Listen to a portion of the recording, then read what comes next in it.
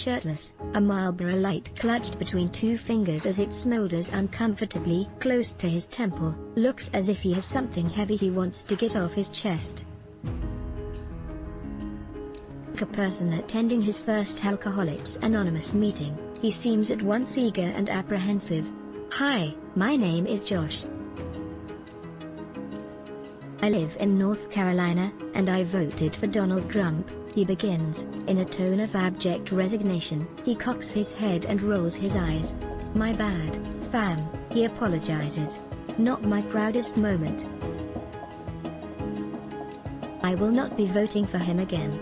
The confession comes from Josh Harrison, a 40-year-old exterminator from the Raleigh area, and it appears on the website and social media platforms of a group called Republican Voters Against Trump, created by the conservative writer Bill Kristol and a handful of his fellow Never Trump Republicans. That, as its name indicates, is dedicated to defeating the president this November.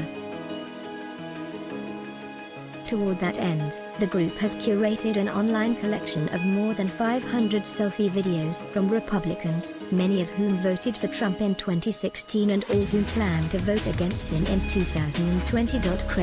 Credit video by Republican Voters Against Trump. Harrison recorded his confession in June, sitting on his back deck around 2 in the morning, after consuming some White Claw and red wine. "It's the first time I've ever voted for a Democrat," he says in the video.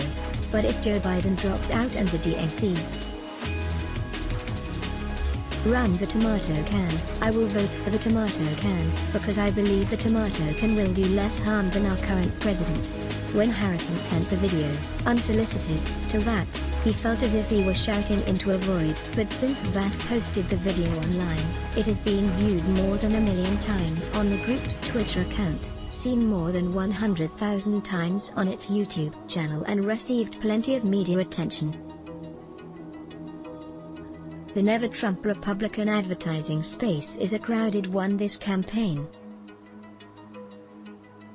The Lincoln Project releases new spots seemingly every day, one blaming Trump for the pandemic, another claiming that he's seriously ill, yet another intimating that his genitalia are small. But while the slick Lincoln Project ads work exclusively on the predispositions of the faithful, as Andrew Ferguson has written in The Atlantic, the bare-bones VAT testimonials are intended to do that rarest of things in politics these days, persuade.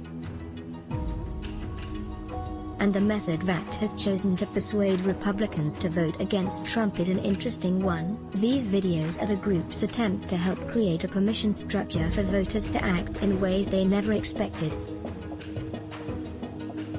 The permission structure strategy was used to great effect by Barack Obama's old political strategist, David Axelrod. Before Axelrod went to work for Obama, he cut his teeth helping to elect black mayors in cities like Cleveland, Detroit, and Philadelphia. The key to winning those races, which often featured multiple African American candidates, was attracting a sizable percentage of the white vote. To do that, Axelrod spent a lot of time and effort working to win his black clients what he called third-party authentication, endorsements from individuals, like elected officials, and institutions, like newspaper editorial boards, that white voters trusted to make safe, conventional decisions about whom to vote for. Once Axelrod's black candidates had those stamps of mainstream validation, white voters believed they had permission to vote for them.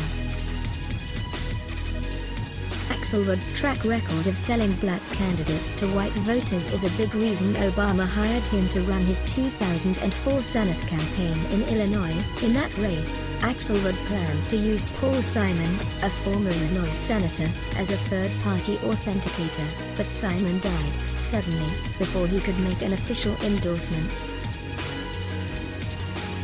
Instead, Axelrod filmed an ad featuring Simon's daughter, Sheila, in which she said Obama and her father were cut from the same cloth, a powerful signal to the rural white Illinoisans who had repeatedly cast votes to send Simon to the Senate. VAT has taken Axelrod's strategy and updated it for our current political moment, in large part by inverting where voters are looking for permission.